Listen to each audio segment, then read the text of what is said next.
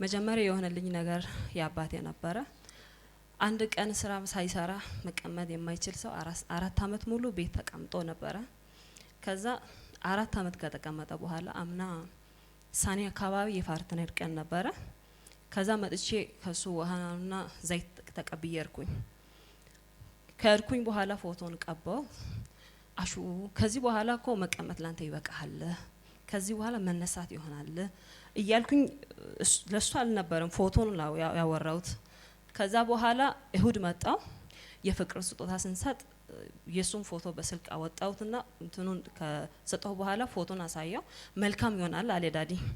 ከዛ አሜን ብዬ ሄድኩኝ፣ ደወልኩኝ። ከዚህ በኋላ ተጫነቀ የተቀመጥከው ዘመናቶችና ጊዜያቶችን ከዚህ በኋላ ትረሳለህ፣ እግዚአብሔር ከዚህ በኋላ ሰላንተ ይነሳል፣ መልካም ይሆናል ዳዲ ብሏል አልኩኝ። እሺ ችግር የለም አለ። ሲቀጥል ሁለተኛ ሳምንት ላይ መጥቼ አሁንም ፎቶ ይዤ መጣሁ። ከዛ አሁንም በስልክ አወጣውና አሳየው። መልካም ዜና ትሰሚያለሽ አለ። እሺ ብዬ አሁንም ሄድኩኝ። ለእናቴ ደውዬ ፓዘር እንዲህ ብሎኛል ዳዲ አልኩኝ። ከዛ ችግር የለም እሺ አሜን አለች። ከዛ 4 አመት የቆየ ሰውየው ሳኔና ሐምሌ ካለቀ በኋላ ናሴ ወር ላይ ሰውየው ደወለ። ኮኔክሽን ስለነበረ እሱ ምሰራው። ከዛ ደወለና ተዘጋጀ አለ። እሱ አልነገረንም ለኛ፣ ከእናቴ ነው የሰማነው። እንደዚህ አለ በቃ እግዚአብሔር በሰማይ አለ ችግር የለም፣ እንደዛ ካለ ከዚህ በኋላ ይወጣል አልኩኝ። አሁንም ተዘጋጀ አለ። መስከረም በዓል ከበላ መስከረም 1 ከበላ በኋላ 2 ላይ ትወጣለህ አለ። እሺ አለ። ከዛ 4 አመት እሱም ያላሰበው እኛም ያላሰበነው ነገር መስከረም 1 በላ 2 ላይ ወጣ ለስራ ማለት ነው። ሃሌሉያ ክብር ለኢየሱስ ይሁን። ከዛ ሁለተኛ ደግሞ ቆሜ ሳይሆን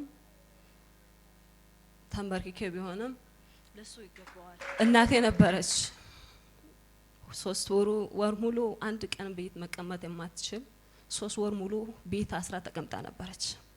መንቀሳቀስ አልቻለችም። መራመድ ሽንት ቤት እንኳን መሄድ አልቻለችም። ቤት በቃ ታስራ አገልግሎት ሁላ ትታ መድረክ ነበራት፣ መድረክ ሁላ ትታ ጌታ ሆይ በህይወቷ አንተ የነገርከው እኮ ይሄ አይደለም፣ አንተ በህይወቷ ላይ ያወራው እኛንም የሰማነው እሷን የምታውቀው ይሄ አይደለም፣ ይሄ ካንተ ከሆነ እሺ፣ ግን ካንተ ካልሆነ ከህይወቷ አንሳልኝ አልኩ። ከዛ ሌላ ቦታ ብዙ ቦታ ሄደን ነበር እሷን ይዘን፣ ምንም ለውጥ አላገኘንም። እሷ ክርስቲያን ፋዘር ክርስቲያን ወስዳታለሁ እዛ ሳክማታለሁ እስቲ ያለው ነገር በማሽን እንየው አለ። ከዛ እሷ ቀጥ ብላ ወደ ቢቦቻች ማምጣት አለባት፣ ምንም በሽታ አይደለም ምንም ሌላ ነገር አለ መተታ ያለ አልኩኝ። እውነት ይዛትና አልኩኝ። ከዛ እሷም ጠየቅኳት፣ እሺ ችግር የለም እሄዳለሁ አለች። አርብ ጧት ሐምሌ 23 ነበረ ይዘን መጣን። ዳድም ጸለየላት፣ ዘይትንም በእግሯ በጣም ነው ያሻት። ከዛ ወዲህ ሽንት ቤት መሄድ የማትችል እናት በእግሯ ቆማ ሄደች። ሃሌሉያ! እስቲ እልልታና ጭብጨባ ለእግዚአብሔር ክብር። ሃሌሉያ! ክብር ለኢየሱስ። በታለች አሁንም ብትቆሚ ደስ ይለናል ብናይሽ።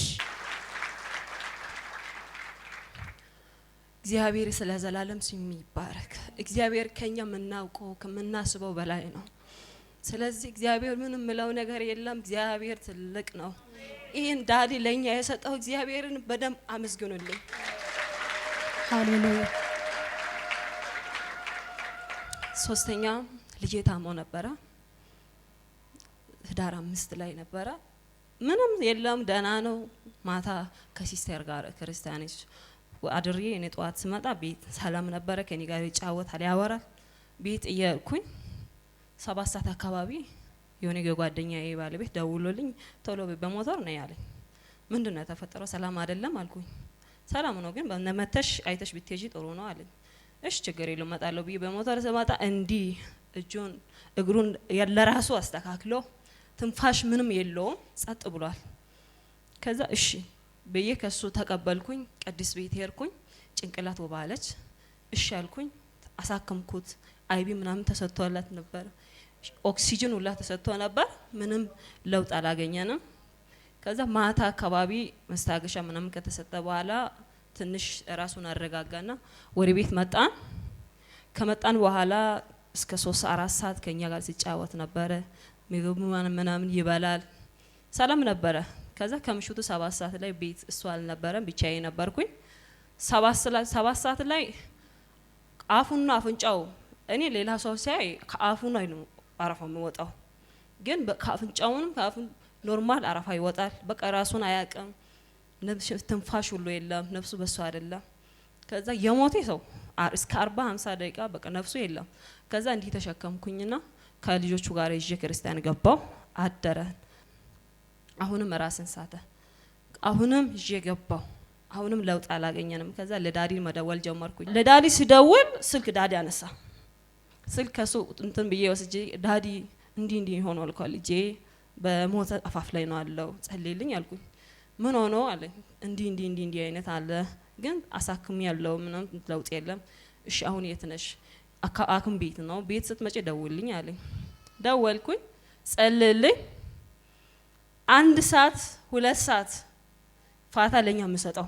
ከዛ ወዲህ በቃ ራሱን ይስታል፣ ራሱን አያውቅም።